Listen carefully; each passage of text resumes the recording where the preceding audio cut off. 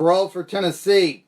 That's the best off-season Tennessee Volunteers website for my money, although I got a bone to pick with you on one of your historical articles this week. But 12:30, thanks to Asian House and Caleb Calhoun of allfortennessee.com. When I'm not talking individually about the Vols during the week, we get the digest here from Caleb Calhoun, again, one of the few true journalists, I think, covering the Tennessee Volunteers. And trying to figure out it's, an off week, and, your July, the news can be kind of slow except for recruiting. And I guess the one big story revolving recruiting was not necessarily a good one, and that was that Jordan Davis, who was coming to Tennessee supposedly in 2020, has decided, wait a minute, I'd rather go to Mississippi State. Now, he was a four-star JUCO defensive end by some parameters. Other parameters had him as, say, the third best college football player coming out of junior colleges, that sort of thing. So, you're losing a defensive end. I mean, it's a year away. Tennessee could use all the help in the box they could get, but I don't know. Losing a JUCO who is already committed to Tennessee to Mississippi State, changing the guard SEC, or is it just, hey, let's wait and see how this guy does? I was the thing that threw me off the most about this is you're talking not just losing a player to Mississippi State, you're talking about losing an edge rusher, and I mean, Mississippi State has Bob Shoop as their defensive coordinator, and his 4-3, he runs a heavy nickel-based 4-3, totally different from what Jeremy Pruitt runs in his 3-4, which is very edge rusher friendly. And so you really wonder what happened there. Mm-hmm. But yeah, I don't think there's too much for the Vols to panic about. Commitments and decommitments happen a lot throughout the summer. Tennessee right now is trying to make a play for this 5-star DC receiver, Raheem Jarrett, who is an LSU commitment, and sources are indicating he is going to flip, but they don't know if he's going to flip to Tennessee or, funny enough, Maryland, my alma mater. There you go. And I know people would say Terps fans are delusional, but do not discount Mike Locksley's ability to really keep the top-notch talent in the DMV in the state of Maryland. He's got very, very good connections to the high school area. So even if Raheem Jarrett flips from LSU, I don't think that Tennessee is a surefire bet to land him, and also Ohio State still in play with him too. Maryland is one of those schools that I think you just go and you say, they ought to win more. Certainly in hoops historically they have. But yeah, in football, let's say, and all that, when you consider the population area they're around and such, and yeah, now it's getting tougher for them because they're in the Big Ten now, although we could also say the ACC is, gaining ground, but still, and they're in the same division as Penn State, Ohio State, and Michigan. That's rough. That's real rough. So. Yeah, Michigan State now. Yeah, true. So, anyway, that is one of the cases. I do want to, though, if we're going to talk about the tough schedule of the Terrapins, what about Tennessee's schedule this year? There is a formula, it seems, that SEC schools do have. Schedule one FCS opponent, maybe against the Southern Conference, something like that. Schedule two guys from the non-Power 5 conferences, and then maybe one team that can beat you. This year, that's BYU. Then it'll be It'll be the University of Pittsburgh for a couple of years, that sort of thing. I guess Nebraska and Oklahoma come onto the schedule for a while. Last year was West Virginia. But that sort of is the formula, plus then whatever the SEC gives you. This schedule, obviously BYU, not maybe the powerhouse that West Virginia was last year. I don't think there's any question about that. So you start to wonder, hey, could the Vols pick up a victory here or there this season that maybe they weren't able to the last couple of years? But did you see this where ESPN's, their football power index rating, actually favored Tennessee in 9 of their 12 games? Do you think it's possible for the Vols to go 9-3 this year? I heard about that. I didn't read the story yet because I'd been out last week, but I still say best case scenario is 8 wins. Mm-hmm. But, if you talk where, luck falls in every way, you could maybe to 9 wins in the sense of they win their 4 out-of-conference games. They beat Vanderbilt and Kentucky and South Carolina, which gets them to 7 wins, and then Mississippi State gets them 8. That's a reasonable path to 8 wins in a best-case scenario situation.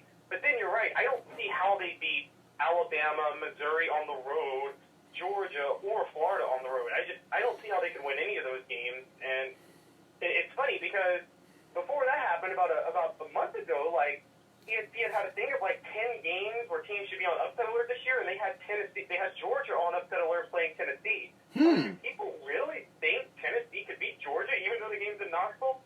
Well, and I was curious about that. I look at that best case 8-4 as well. I mean, I guess worst case would be repeating yet another losing record, but I really, kind of think with the scheduling and just, the maturity of the team, that they can achieve a bowl game this year. I realize that's like falling out of bed for an SEC school and such. The one game that surprised me, the Football Power Index, I would say this, is that they favored ever so slightly. It was more than 50%, but less than 51%, to beat Missouri at Missouri. And I know Missouri, as it stands right now, is going to be on probation, but I don't even know if, bowl games are that big of a motivation anymore for college football players. I mean, they sit them out left and right. And so, I was surprised about that. Game at Columbia, good offensive line, Kelly Bryant being a quarterback. You tell me. I was surprised that Missouri was not in the Football Power Index of ESPN favored over the Vols there. The other ones, though, I could see. And some of them were really nice. You saw 81% chance to beat BYU. Now, I will just say this. The Football Power Index of ESPN did have the Vols at 5-7 last year. So, say what you will. It's not a guarantee, but there you go. Hello. Anyway, Marky. we're talking to Caleb Calhoun Hi, of Caleb AllForTennessee.com. Maria True has come in, and she'd like to select a winner for our contest. Can we do that at 1 p.m.? I'll let you do it. How Let's about do that at 1 There's the p.m. magic hat. Okay, there we go. We're cutting in on the Hey, Asian hey, house. oh, Yes. Hey, Caleb, love your pictures. There you go. You. Yes.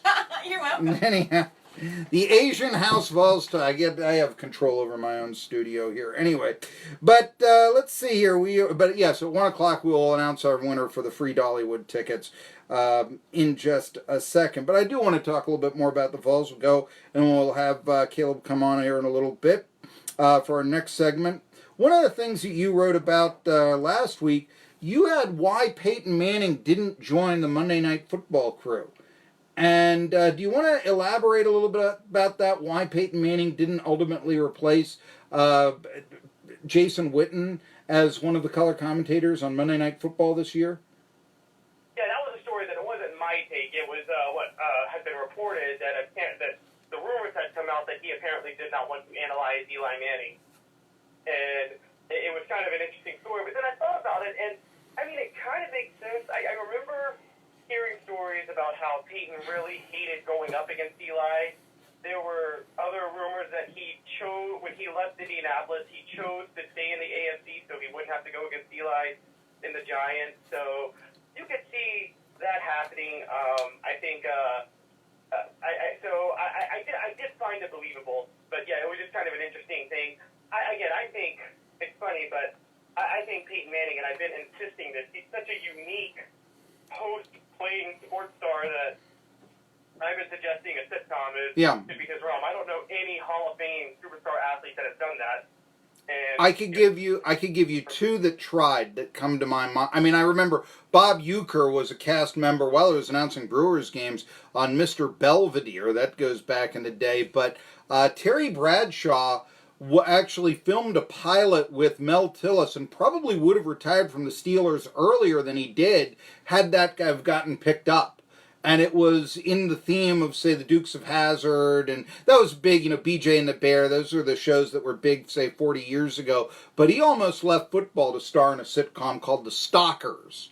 Okay, so that was one. The other one is, I know George Foreman had his own. It was called George. He had his own sitcom for a while. And again, these two weren't really, these weren't picked up. And I'm sure somebody else can maybe come up with somebody else from, back in the day that, I mean, there are some athletes, but you mentioned all-stars. I know some guys who played, Chuck Connors was a Major League Baseball player before he was in Brandon the Rifleman. That's a long time ago. And But Kareem Abdul-Jabbar it was an airplane. yeah, you had stuff like, Joe Namath is perhaps the most iconic football player there is. And they once wanted him to host Family Feud. So there you go. So you can look at things like that. But yeah, I agree with you on Manning. Starring in a sitcom or something of that nature. Yeah, I agree with you there. I could see that. Ron Darling was in the movie with Shallow Hal with is a cameo. Lots of athletes have cameos and all this, but I agree with you. I've thought of that myself about a sitcom. Hey, we're going to take a break. We're going to hear about Asian House. If you go there now, you'll get 10% of your offer if you mention my name. Here's the commercial coming up, then Caleb Calhoun comes back. For Asian House, home of the Happy Box meal, featuring plentiful appetizers and rice around your choice of 20 mouth-watering Chinese dishes. All right. Or try their Japanese fare, sushi, sashimi, and the grill. I had my birthday dinner at Asian House.